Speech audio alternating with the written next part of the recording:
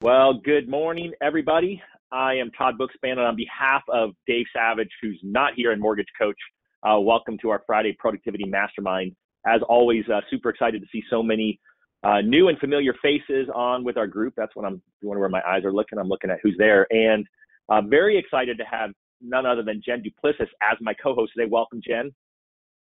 Hey, good morning, everybody. We're excited to have a really good mastermind today. I love that word. So mastermind is what today is about. We always come into these Fridays, for those of you who are new, and we either do one of two things. We sometimes bring in a guest, and we might shine a light on something specific that they're doing that we've been getting lots of questions about, or we come in like we're coming in today, and it is truly a mastermind. So a couple things I'll throw out there. First off, in GoToMeeting on that down there, you can ask questions. So anything that you would like to, hey, let's make sure we talk about this, or if it's a follow-up to last week's script call, or if it's an annual mortgage review question, or something else that you want to know about, put it in the questions, and we will do our best to get to all of those. But we always kind of come in and say, okay, well, what are we going to do? And we were just joking beforehand, because Jen and I were texting last night, and she's like, all right, I got these realtor things I'm seeing with clients, and let's talk about that. And then I flew on here 5 minutes later than I was supposed to be. And all of a sudden we said, gosh, we should probably talk about, Jen had a great idea, productivity and how to get back on track. So where should we start that conversation, Jen? Yeah, it is funny because we probably spent 5 minutes before this call, talking about all the things that have derailed us this morning, right? And I think that's really important. I say, well, heck, we're a productivity group, so why don't we talk about what we can do to get back on track? When you're pulled from all kinds of angles. Whether it's clients or whatever. In my case today, my situation is personal. I have a lot of personal things that just happened this morning that I'm still dealing with. And so I'm thinking, how am I going to get back on track and get focused? And so we really want to hear, how do you get focused? How is it what are some ideas on the way that you've gotten focused, or refocused when that happens? And so I'll share with you what I'll be doing here once we're done with this call, because, I'm in the midst of this situation now with Central Michigan University. I have a cousin who is a professor there. So she and her children are in lockdown and all that stuff. So when we're done here today, I need to check on her, right? Family first, right? I'll check on her, but then my door is going to be shut and I'm going to have to regroup, because one of the things that Todd has always mentioned on these calls is to have a jam session right behind this phone call every week. And guess what? I have one. I have the time blocked out. So thank God I have these blocked out times, not just today, but every day, that allow me to get refocused. So if you've got a jam session planned on a regular basis, and your intention was to do X, Y, and Z during that plan, but you got derailed, that's a perfect time to just circumvent, move in there and call that your, catching up, breathing, getting back on track time. So what do you think, Todd, about that? Well, I totally agree, right? So, that's time that Jen's going to spend focused on business, and she'll be catching up on her personal life. And to me, there's two types of time that we all need to make sure we've got on our calendar, right? That jam session time is critical if you're going to really grow your business, right? That's working on your business, not working in your business. And then I'm also seeing a lot of people right now from a time blocking perspective are just overscheduled. So this morning, the reason I was getting off is I was overscheduled, and I could certainly make excuses for it. I did sit in the car for 10 minutes waiting for my 15-year-old to come out so I could drive her to school. But that wasn't, I actually had plenty of time in the morning after that. So she apologized to me. I said, hey, no big deal. I'm used to it. I've had 3 teenage daughters, or I guess now I got some in their 20s. But so I've been there before. And so I had that extra white space built in the morning. But then it's once I hit 9 o'clock where I had someone to interview, and then I had someone who I needed to have a phone call with who was supposed to call me a little bit earlier. And I said, hey, I've got someone here waiting to talk to me. Like, we got to do this in 5 minutes. And her definition of 5 minutes was 15 minutes. And so, how do you then get back on track? And so just like Jen's got a jam session scheduled next for me, I've got white space next. So when I get done, I'll be able to walk around the office. I'll find my wife, see what she needs. I'll be able to go through everything I looked. I've got Facebook Messenger that was blowing up while I was in this last meeting. I've got, at least 6 or 8 texts from different people. And so then I'll spend my time really just with that white space of doing that busy work, right? That reactive stuff that normally throws us all off. And then I'll get back into my planned activities. And so I think that's, for me, what I would sort of encourage. I'd love to hear you guys maybe in the questions, make a note. Are you guys doing jam sessions? Do you have, maybe amount of time you guys gave this week to doing on time or a jam session? Are you guys allowing that type of time? I'd love to get a couple of comments, because now I see a lot of familiar faces on here before I call anybody out. What do you do with white time? I mean, do you have a lot of white space built in there? Because I know you're running around, Jen, and doing business development and all that stuff. I wanted to comment on that too, because, it's not just the jam sessions or time blocks. There's two things I want to comment about. And one of the things I tell people that I coach is, don't erase it, replace it, right? If it was important enough to put on your calendar for that day, try to get it done that day. Just replace it someplace else. Could you move it around? And so if you're on this call, and as soon as you get done with this call, you receive notification that an appraisal came in low and it's going to hurt a deal, right? That white space that you had planned, or that jam session that you had planned, don't erase it and say, I just can't do it. Just move it to a different time if at all possible. So that would be one thing. The other is, you're right. One of the challenges I'm having right now is I have a fairly new relationship manager. I'm trying to think what his title is, a relationship manager. And he schedules all of my appointments, and he's been scheduling. So Tuesdays and Thursdays are my appointment days, right? Those are the days that I go out and I meet people and everything. And he's been scheduling one from 1 to 2 and 2 to 3 and 3 to 4, right? And I said, you can't do that. You can't do 1 to 2. I need to go potty. I need to take a break. I can't have the person who's coming in at 2 o'clock hovering over, in a corner, because I stack everybody. I go at one place and do it all. And I see that person, I'm kind of waving, and I'm trying to finish up the next call, the person I'm with, and I'm not being present. And, so we've really had to learn. And I think that, I think hopefully most of us are really good at it when we're doing it ourselves, but maybe not. And that's just making sure that you've got that white space. And now I'm incorporating travel time. We literally have on my calendar travel, because it's not just enough to say, I need 15 minutes. If in fact I have to travel someplace, I can't be there. I can't possibly be there. So we've had to build in travel time. We've had to build in white space. We've had to build in jam sessions. We've had to build in just quiet time, just time to get to, what I call the minder or finder, or the minder or grinder activities, So I'd like to hear what everybody else is doing too. Because this is a challenge. I mean, I feel like I'm overbooked a lot because I'm in demand, and that's a good thing, right? You want to be in demand, not on demand, but yet I'm feeling on demand. Does that make sense? I love it. I always love writing down all your buzzwords, right? Minder, not a grinder, in demand, not on demand. All right. So I got Mike Thomas telling us that he's doing jam sessions. Apparently nobody else is. Let's hear from a couple other people of what you're all doing in the questions. Something else I want to throw out there, because if you see me looking down, I've got Dave texting me. So Dave's making sure that we stay on track as well from his conference. And so he's learning some great stuff that he promised to bring back to our group next Friday. But I do want to make sure that I shine a light on our Facebook Mastermind group. I think most of you who are on here are in there, but if you're not in the Mortgage Coach Productivity Mastermind, I'll show you guys. I'm going to try to be amazing and share my screen in a second if I can pull out what I want to share. Safari. So hopefully that is on. Can you guys see my screen now? It says showing Safari. So here's our Facebook Mastermind group. This is it. It's a private group.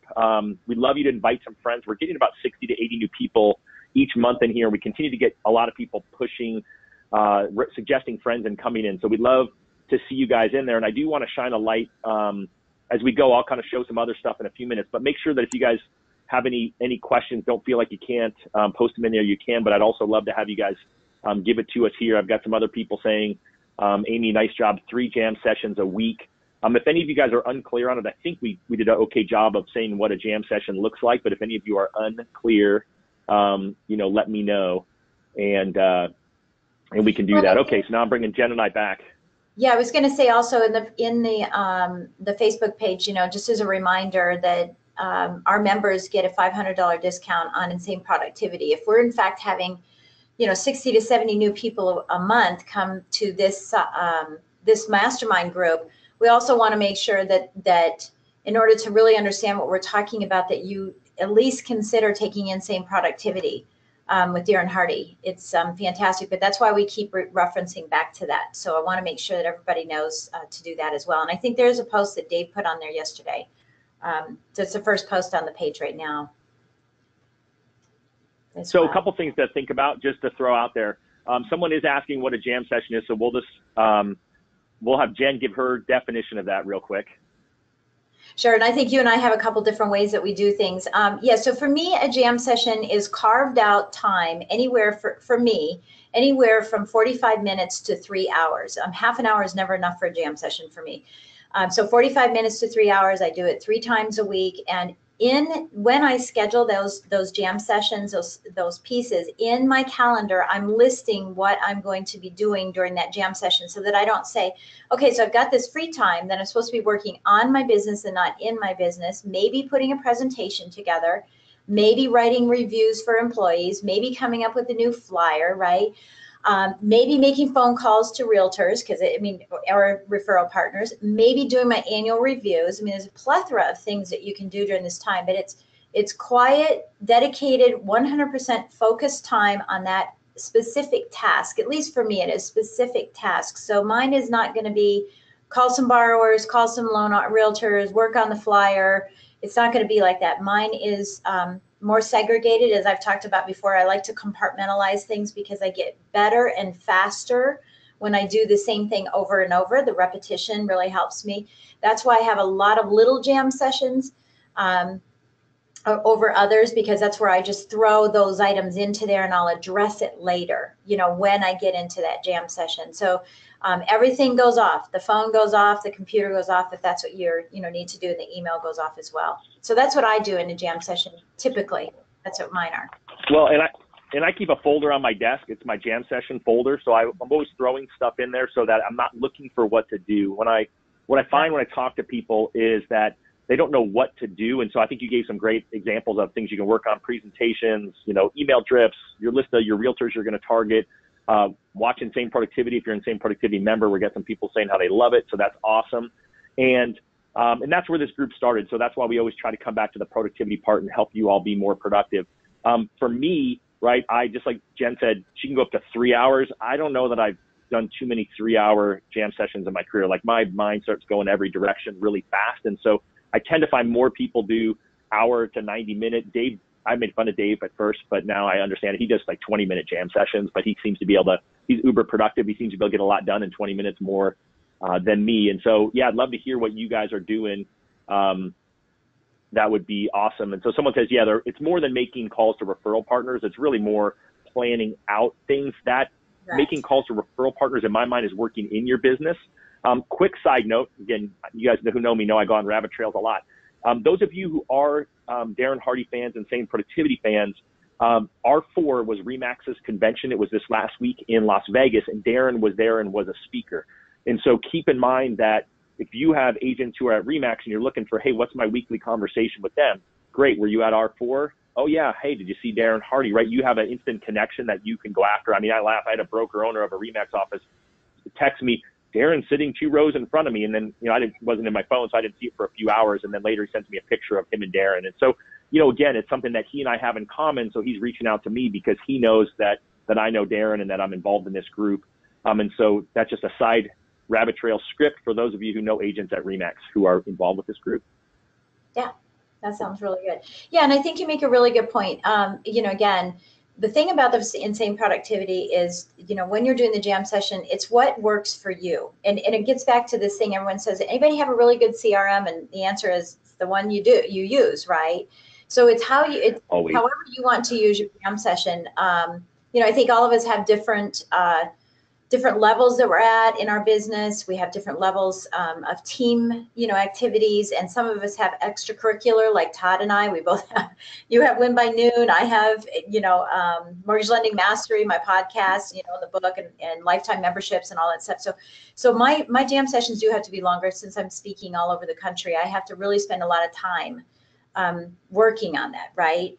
So don't think that it has to be what anybody suggests. It's what you do that makes that jam session, moves the needle on your business, something that allows you to have that downtime to be able to move the needle on your business and feel like you've taken some monkeys off your back. That's really what it does for me, is like, oh, it's done. Check that box off. It's done. I can move on and I can focus on people, because that's what's important to me.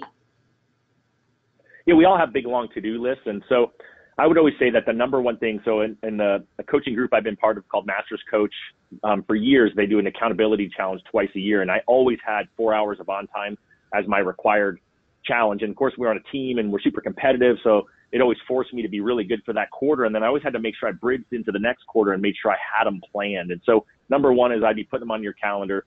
Jen already gave my favorite tip for it. I do it right after a call like this so I can take what I learned and figure out how to make it actionable. I mean, I know we get off these calls oftentimes and we're just crazy ideas of what we can do. And so, so I would get one planned, just jump in then, but be looking ahead at your week for next week. When can you squeeze in an hour or 2 hours or more? And it'll vary, right? Obviously Jen's going to do more than most of you will do, or I will do, but you have to figure out what's the best for you. So if you guys have any other questions on jam sessions, throw it down into the notes. I'm sorry, I called it on time. So again, I use those two interchangeably. If anyone wants to jump in and ask any other questions and be unmuted, raise your hand. That hasn't been working well lately. I've unmuted some people who raised their hand a couple weeks ago who weren't there when I unmuted them or had challenges. I do want to real quick, I'm going to shine a light on one more thing in the community that Dave did. He got a ton of interaction here on this infographic.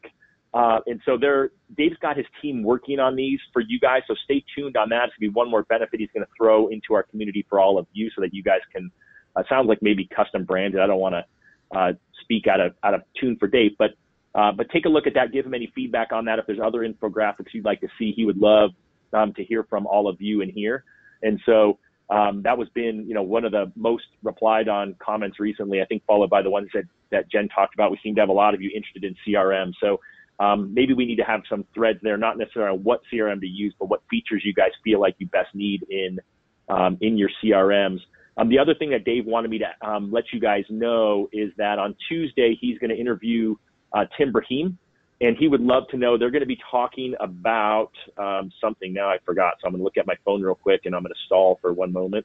They're going to be talking about prospecting best practices. So those of you who don't know Tim, I mean, one of the most well-spoken people in the mortgage industry, and he'll be on, and I think that'll be great. So any thought that you have, go ahead and let me know here in the questions, or I know that we'll be posting a question into our group so that you guys can ask those questions and they're ahead of that call on Tuesday. But I would encourage you guys to be having that on your calendar, 9 a.m. on Tuesday.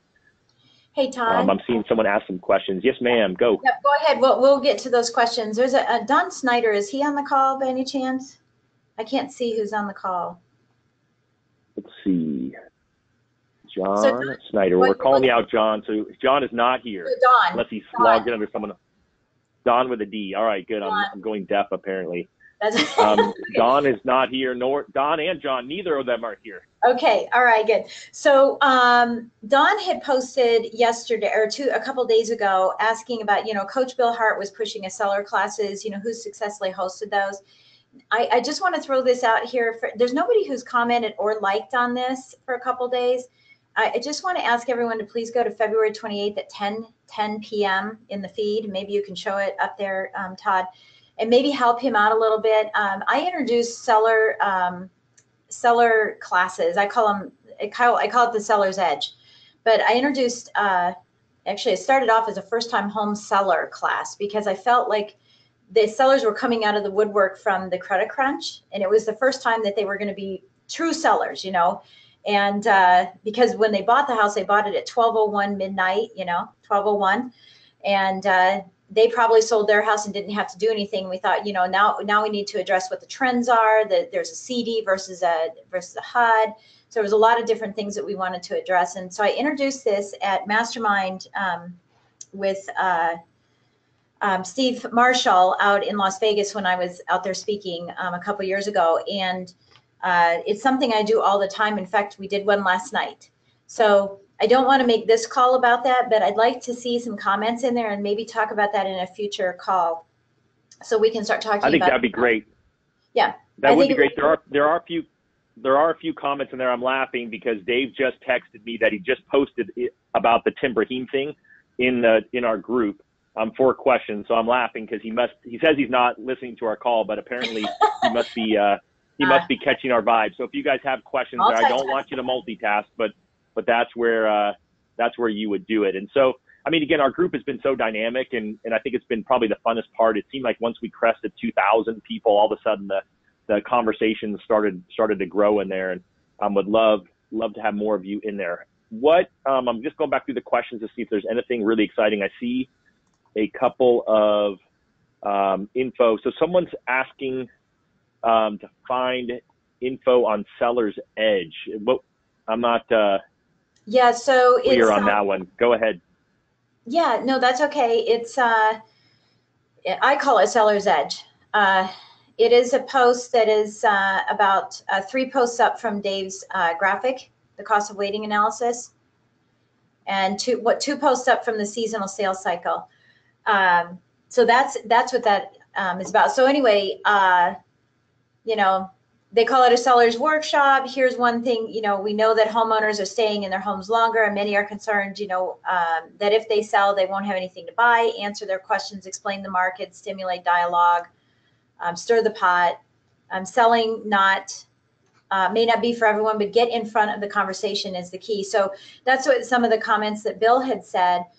Again, what I have used mine for is more just a preparation for the sellers to understand,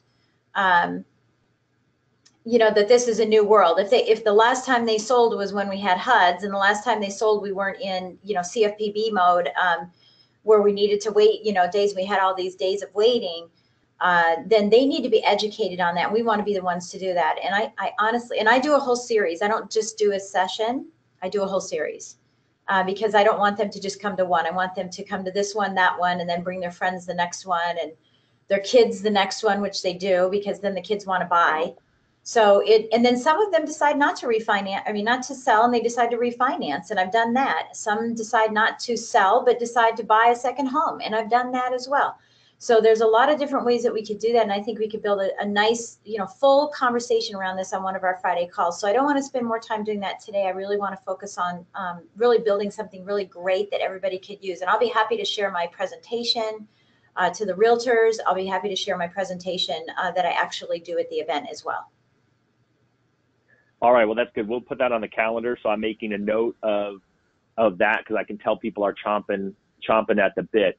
All right, so just a quick pause. If you guys have a question about any of the Insane Productivity, any of the other threads in Facebook, let us know. I've seen a lot of chatter, Jen, about the kind of the shift in the market. I hadn't heard anyone use the actual word shift until I went to a Keller Williams expansion class that they had done, and one of their speakers came in and he said that they felt a shift in the fall. He's out of Portland, because for him it was the number of offers they were getting on properties was going down. And then Bill Hart did a video earlier this week that Dave put in our group, and that was about, hey, reread the first 19 pages of Gary Keller's book called Shift to talk about the shifting market. And I know a lot of you that I've talked to offline are saying that you're starting to see your business slow down. I was surprised a little, but not, last week when Dave put up a poll question that said, is your business down? Is it up a little, or are you crushing it? And it was 60% of the people on were down, 38% were slightly up, and only 2% were crushing it. And so that was a telling tale to me that the market is shifting. And when it shifts, that means you got to double down, right? So are you guys seeing that, Jen, with your coaching clients, a shift in your area?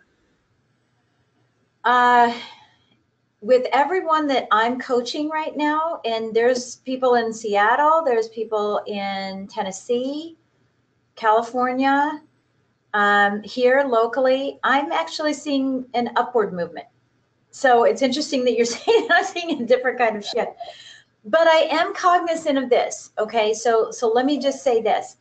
Someone said this on the call several weeks ago, and I absolutely love it. I think it was Dave, just saying that we have to work 80% harder for 20% less, right? That's what this market's going to be about. And I was just at an economic summit yesterday, and some of the statistics that are out about home ownership and what's happening with values, and it is so bad in our area, and I'm Washington, D.C., and I think it could be in some other major markets as well. But it's so bad. We have such a lack of inventory.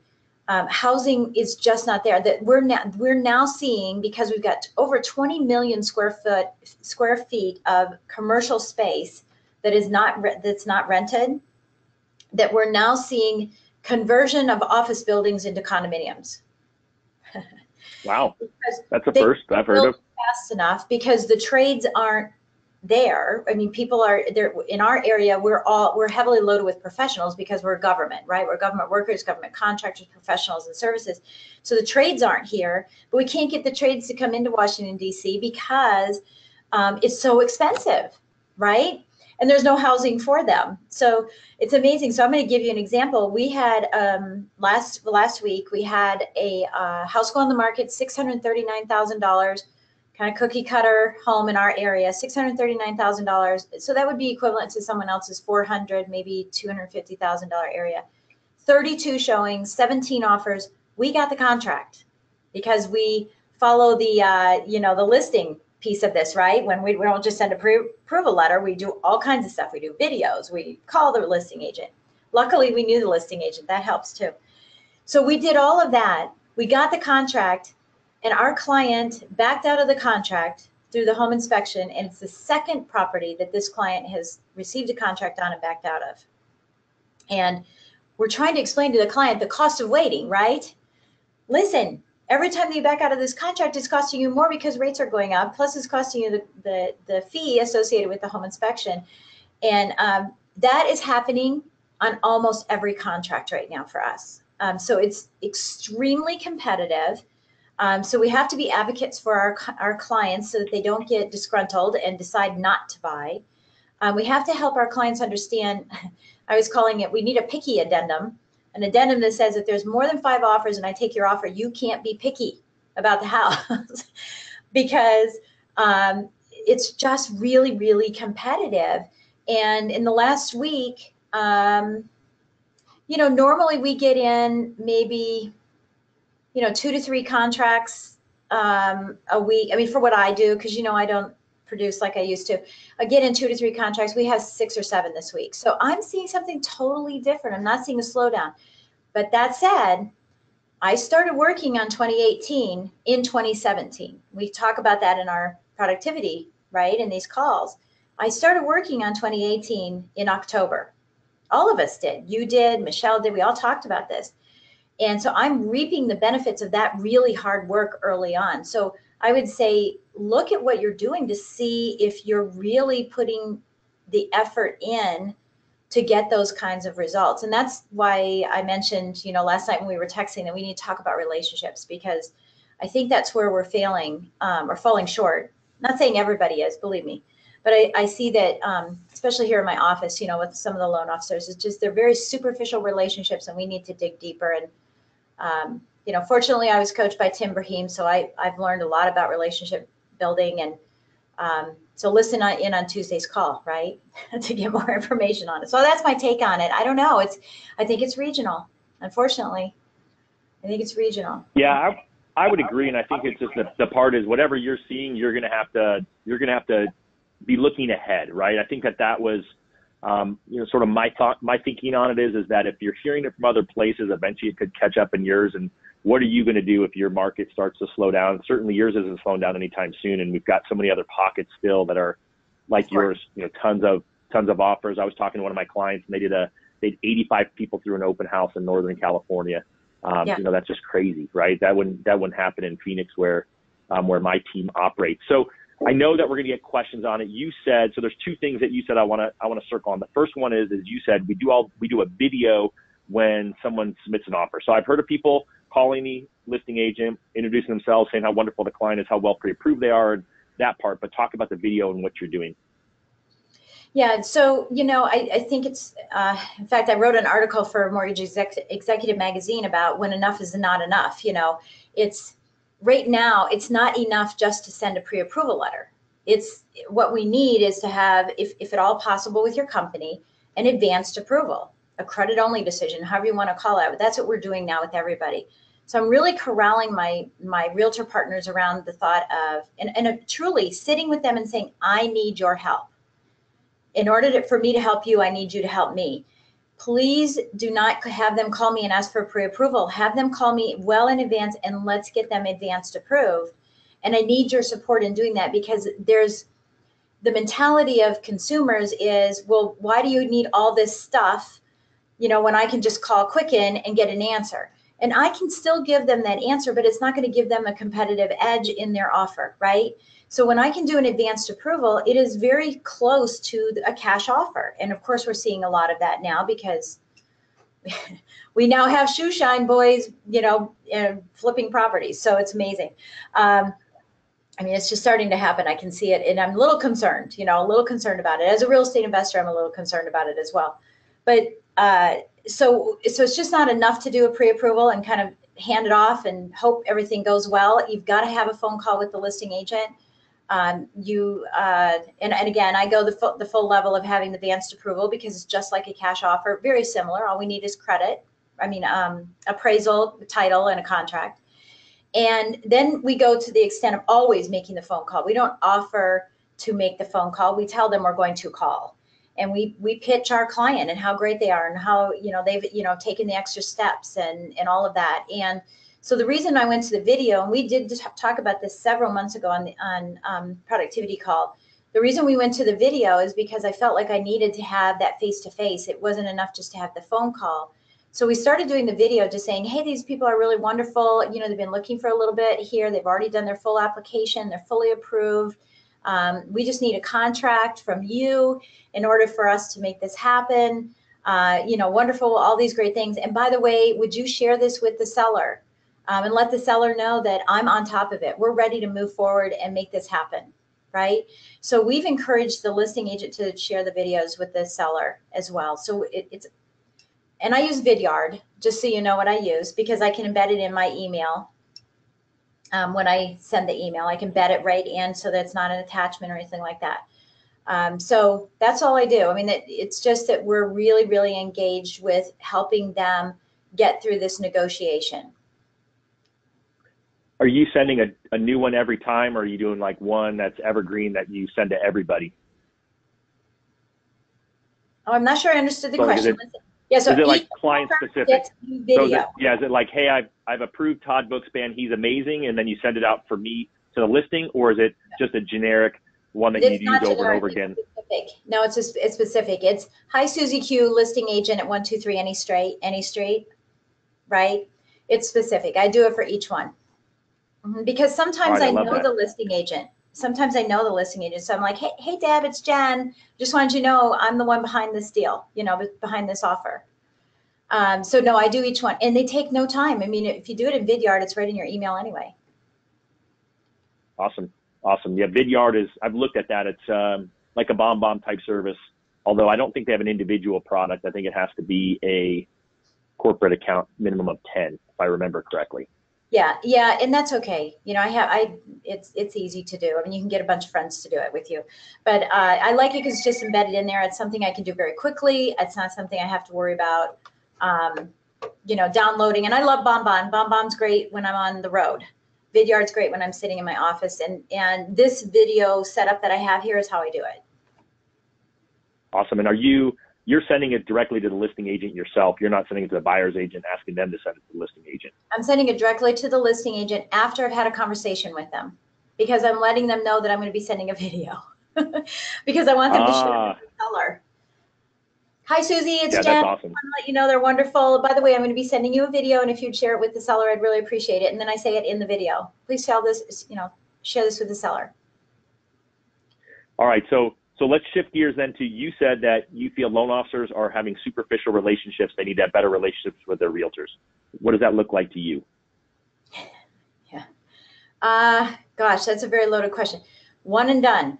I think we have to conjure up the courage to call them, right, and say, can you have coffee? Can you have whatever it is you're doing? Which I'm not really an advocate of that a process or approach, but that you're just saying, you want to meet with them. We get all that courage up. We finally meet with them. And then we go in, just as you said last week, and we sort of info dump on them. We have this big toolbox, right, of all these wonderful tools. And we just dump the toolbox in instead of really listening and hearing. There's a difference between that. And, and I know the whole thing, 2 ears and 1 mouth and stuff, but I'm talking, whoop, I'm not moving enough in my office, I can tell you that much. I'm talking about listening to, hearing them and what they're saying, but also listening to them, you know, and listening for the little extras that they're going to, that they say. For example, they might say, I'm sorry, I keep getting someone to call me. They might say to me, you know, yeah, you know, my kids, you know, I'm sorry I'm late because I had to drop my kids off. You know, my son is at da. We don't listen to any of that stuff. So we're not curious. We don't ask the follow-up question. Oh, you have a son. Oh, that's great. Tell me a little bit more about that. We're just so superficial. We just kind of skim over everything, you know, with the hope and waiting till, oh, here's where I get to talk and I get to info dump on everyone. And we don't ask them their challenges. So I have 4 questions I ask every single time I'm meeting with a referral partner, whether it's the first meeting or whether it's the 51st meeting. Same exact questions every single time. And I have stuff to talk about every single time. I think what we do is we get in, we info dump, and we think it's really cool. And we don't ask them a very important question at the end, which is, so what are your thoughts? Because if we're not asking that very, very simple question, we think it went great, goody, they're going to work with me. And then we're in the wait and hope world, right? And we're waiting and hoping that they remember us when the time comes. And this is why we do all the actions but don't get the results. And by simply asking a question of what are your thoughts, that allows the realtor to say something like this. You know, Jen, it's been really great getting to know you, but my sister is a lender. Well, I want to know that stuff. And if I'm not asking and assuming that we're going to work together, now I know that that's a possibility. They might also say, you know, this has been really, really great. How can we take this to the next level? But I want their input rather than assuming that I know what their answer is. You know, this sounds really good. We had coffee. They love me. I info dumped on them. I've got all my tools. I just made myself a commodity rather than holding back and saying, this tool might be the best tool for what you just said in the 4 questions I ask. Does that make sense? Yeah, you know I'm going to ask you what your 4 questions are. I know you are. You ready? I'm ready. I got my pen ready. Okay, so the first question is, what is your goal this week, this month, this quarter, this year, depending on the frequency that you're talking to them. So what's your goal this week? What's your goal this month? And by the way, the answer can't be for you, Jen, to give me a deal, to give me a buyer. Okay, that's not what it's for. So it could be personal, it could be professional. My goal this week is to get this $3 million home on the market. Good. What can I do to help you get that listing on the market? What can I do to help? Right? It might be, I want to drink 5 glasses of water a day because I need to get healthy. Great. I will support you. That's what a partner does. Okay. So the first question is, what's your goal this week? Second question, who would you like to be connected with? Not a buyer. Okay. So who would you like to be connected with? Maybe their home inspector just retired. Maybe they don't like their title company anymore and they want to be connected with the title company. Maybe they're trying to expand their business to work with divorce attorneys. I don't know. Who do you want to be connected with? They can be connected with people that just got engaged, people that just are filing for divorce, people whose children just had a baby, right? So they can be specific. Who can I help connect and help your business grow? Third question is, what can I specifically do for you? Okay. So what can I do for you to help move your business forward this week? Hey, you know what, Jen, I'm having a business mixer. Would you mind sharing it on Facebook? Not a problem. Hey, Jen, I'm having a seller's first-time homebuyer seminar. It better be with me, by the way, not with another lender. But I mean, I want to have a first-time homebuyer seminar. Can you help me? Yeah, I can help you. So whatever that is, I'm there to help. Okay. The fourth question is, what are you struggling with and what can I help you with? What are some of your struggles and challenges? What can I do for you? Okay. So what's your goal this week? Oh my gosh, my phone's ringing off the hook today. What's your goal this week or this month? Who do you want to be connected with? What can I specifically do for you? And what are some of your challenges and struggles that I can help you with? That is a servant heart. That is a partnership. That's not, I have great service. My rates are really good. I can close on time. And I don't really care what you do, but can you give me a deal? And I know I'm sounding very facetious, but I'm very passionate about this topic. It just frustrates me that it just frustrates me. It just really frustrates me because we have, that's going wider. That's okay. Next. next meeting, and you don't go back to them again because you don't know what to talk about because you already gave everything away. You already dumped your toolbox out, right? So every single time I meet with them, I ask these questions. By the way, you can ask all these questions to your clients too. Remember, they have jobs. So what's your goal in your profession? I asked this to a client who's works for the government, and she said that she wanted to be connected with, I can't think of the word that she used, but really influential people. And I said, what do you mean? And she said, because in government work, if I'm an employee, I can't get a promotion unless I know influential people. How can you help? And I said, well, influential people hang out at charities. Let's go to a charity event together. And we did. And I was able to meet her because I'm fortunate enough to do loans for senators and congressmen and stuff. I was able to introduce her to a local congressman.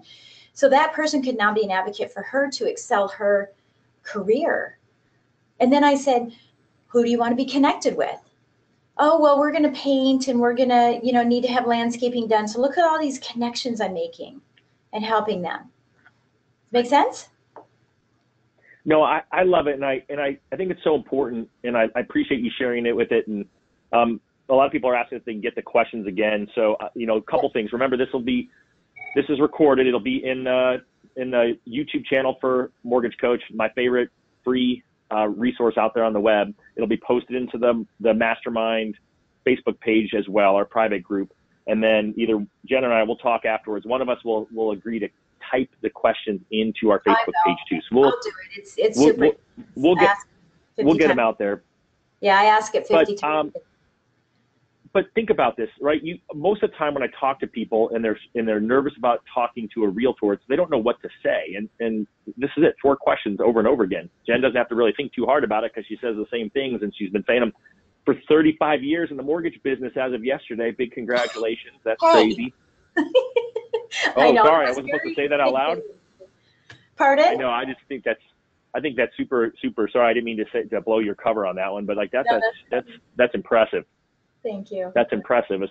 We kind of crazy. So, hey, Chris Brady, you have your hand up. So let me know if you actually want to be unmuted and you're talking, or if you accidentally put your hand up. Just go ahead and throw us something in questions if you wanted to chat, because I don't want to unmute you if you did it on accident.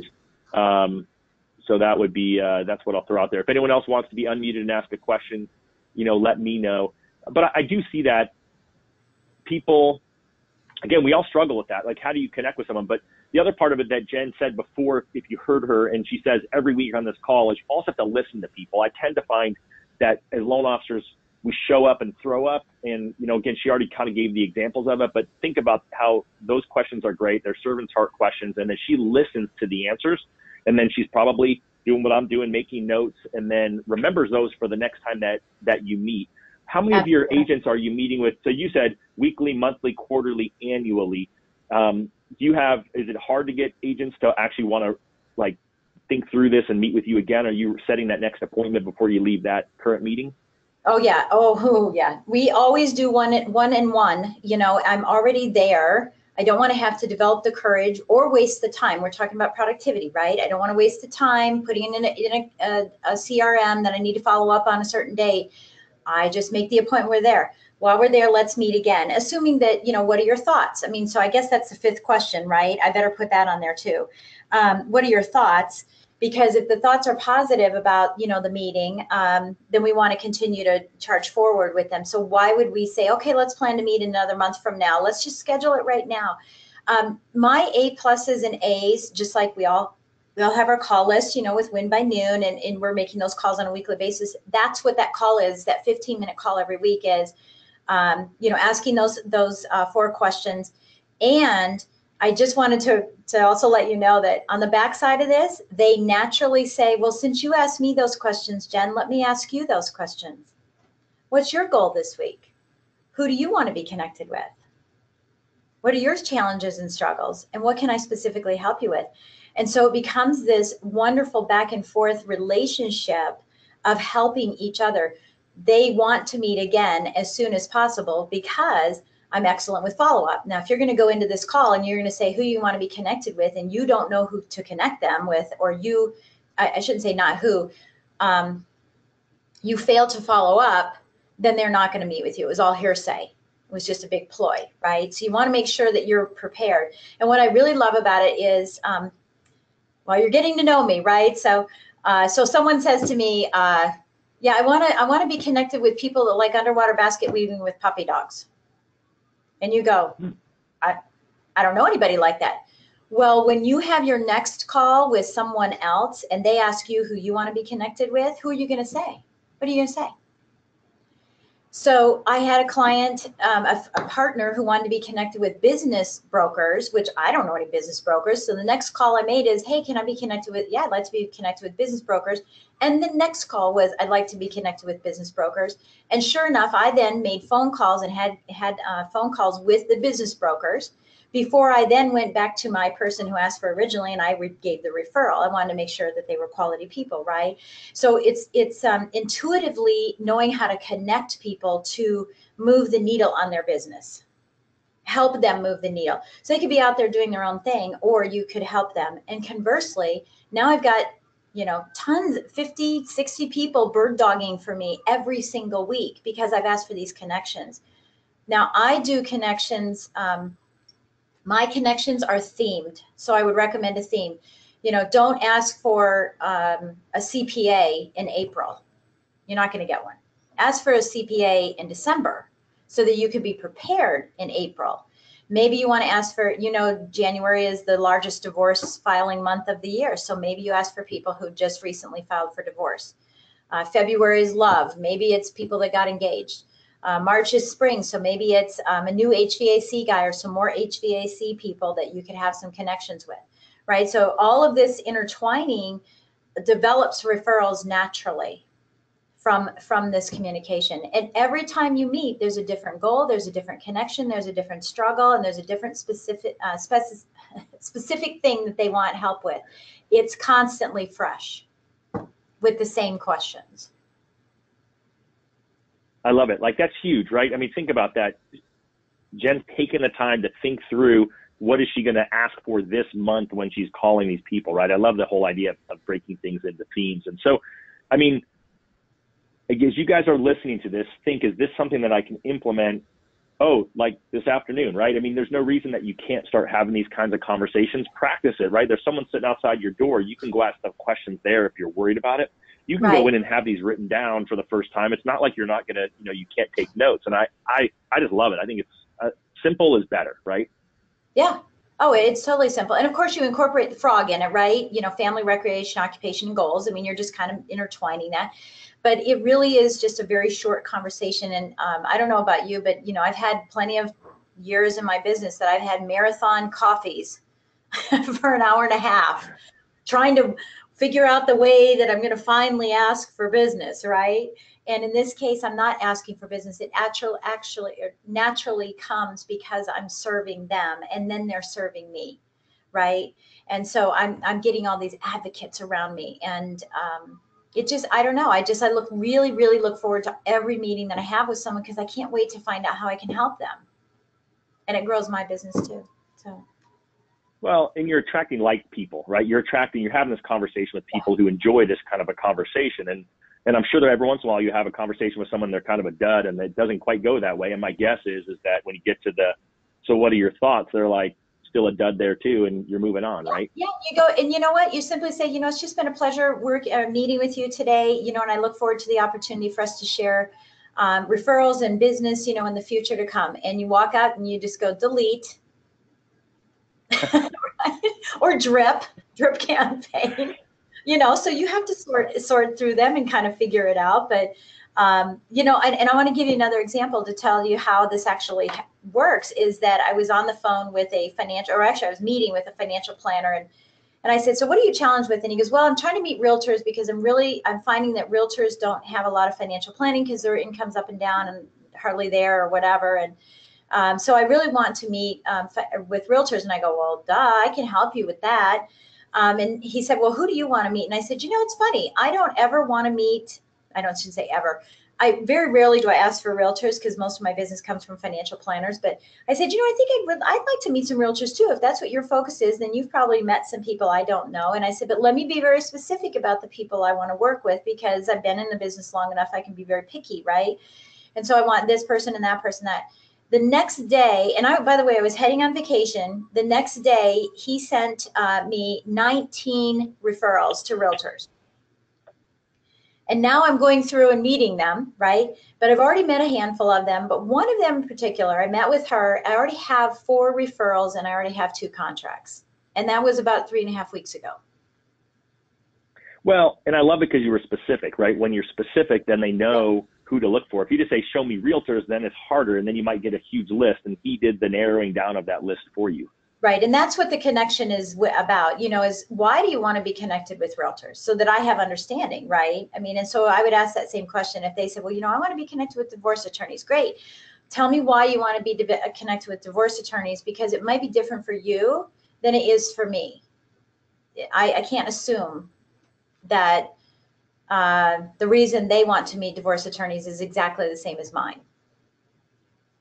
Well, the question after the question is the most important question, right? I mean, that's a huge thing if you guys miss that part of it, right? It's the paying attention and it's listening. Do you want to, we've only got 9 minutes, but someone's asking how you approach financial planners, and then do you use these same questions, which of course I know the answer is yes, you use these same questions, but can you give like a brief what your approach is to a financial advisor? Yeah, so first of all, every financial advisor that I work with, I have never cold called, ever. I don't cold call anybody anymore. All of it's through this connection, and I've been doing this way of doing this for a couple years now. Everything is through a connection. So the first thing you want to do is get the connection either through your client or through another partner. And yes, I do ask this question to all partners and clients. Remember that I ask it for my clients as well, because I want to show that I care more than just the loan. So that's what I do there. So once a connection is made, now remember, I'm asking people, why do they want to be connected with somebody, so that I have the ammunition and the recon to be able to make the connection. Susie Q wants to meet divorce attorneys because, and she's told me that, right? So when they're asking me, I have to assume that they're not going to be as good as me asking questions. So when I say, hey, I'd like to be connected with realtors, and here's why, and here's what being specific about it, right? Obviously, I can't say that word. So in doing that, when they make the introduction, they use that phraseology, or I supply that phraseology to them so that they can say, hey, the reason Jen is trying to meet with financial planners is because she, like you, she is a certified mortgage planner. Where you are managing assets, she's managing debt. There's a great opportunity for the two of you to have synergy. Sorry, I'm having a hard time with that. There's a great opportunity for the two of you to have synergy. She focuses on cash flow management, debt management, tax benefits, and overall wealth gain for her clients. And that's certainly what you do as well. So I think the two of you meeting together would be a great opportunity. Now, when I meet with them, it's all about them first. And if they ask the question, great. And sometimes we have to have more conversations to even find out if we do have common interests to work together. So really, it's just more about the introduction and how you do the introduction to ensure that you're put in the light that you want it to be. It can't be, I got this mortgage guy that I want you to talk to. So coach your referral partners on how you want to be introduced. I mean, I don't know about you, but for me, I can't stand it when people say I'm a loan originator, a loan broker, a mortgage broker, a banker. They say all those different phraseologies. I want them to say Jen is a certified mortgage planner. I mean, for me, that's what's important, right? So what's important to you? How do you want to be introduced? And at the same time, how do they want to be introduced? So when you have those conversations, you say, I really want to make these connections for you. Can you send a little blurb so that I have some content around how to introduce you? And then I'll put my personality on it, and I save that in their contact information. So I just copy and paste it every time and then put a little more info around it. So hopefully that answers that question. Don't do cold calls. Don't do cold calling at all. Just ask everybody, I've talked about this before too, when I'm on the phone. Oh, hey, before we hang up, I forgot to mention that I'd like to expand my business to work with financial planners. Who do you know that you've worked with in the past that you would rank on a scale of 0 to 10, maybe a 9 or 10, that you'd feel comfortable introducing me to? Hey, before we hang up. Yeah. Keep going. Oh, that's it. I was going to give you another example. I mean, I do it almost every phone call. Hey, before we hang up, I'm expanding my business. By the way, that theme that I do every day on every phone call is the same theme that I do when I'm meeting with people. All right, so a couple of gems there, right? I get my connections from my connections. That's why you don't have to cold call, right? I mean, that's huge. If you think about it, who can you ask on your next phone call? Hey, before we hang up, ... right? I'm looking for this. But I think the other part is that the only way, I still feel that one of the reasons that rate shopping is so prevalent, and I thought our call last week was really great on that. If you haven't watched it, I would watch it, is because you're not being sold in the best way by your realtor partners. And so it's hard to ask them how to sell you. And so you heard Jen say it right there. She says, how would you like me to introduce you? And so once she does that, reciprocity, they should 90 some odd % of the time say, oh, well, that is really great. Then Jen, how do you want me to introduce you? And then it comes right back. And then every once in a while, I'm sure you have to say, hey, oh, by the way, here's how I'd like you to introduce me. Yes, but, correct. I mean, that's critical, right? Yeah. Yeah, it's critical. I don't want to be introduced. I mean, I just cringe when someone says, this is Jen. She's a mortgage broker. Actually, they don't even do it that way. She's a loan broker. And I mean, they just get it all wrong. So I need to educate them on how I want to be introduced. I mean, do they want to be introduced as a realtor or a real estate agent or the real estate lady person, or, you know, and that's why that is a problem, by the way. It's no like and trust, right? They know who you are. They know who you are. They know, or let me just back up. They know what you do. They like you. You know, we think. We haven't asked them, because when we met them, we didn't ask them. So we think they like us. But really, they can't get to trust unless they know who you are. So you have to dive into the who you are, not the what you do. The what you do is a commodity. Yep, it's a lender, and they're really nice, and I see them in a networking event, and they're really fun. But I don't send them business, and they don't, because they don't know who you are. So we have to help them understand who we are so that they can effectively explain to people. I don't care that a realtor has 3 loan officers. I don't care. What I do care is that they understand when I want a specific client sent to me, under what circumstances. And then I'm going to kill it. I'm going to kill it with the process, and they're going to send them all to me. So I don't care. Well, there you go. So I got a full page of notes on Jen. I'm getting lots of good call comments.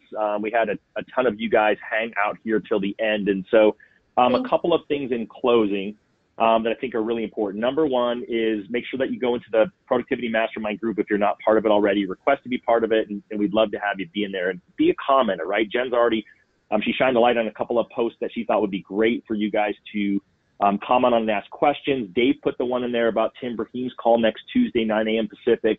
That's going to be an amazing call. Tim always crushes it.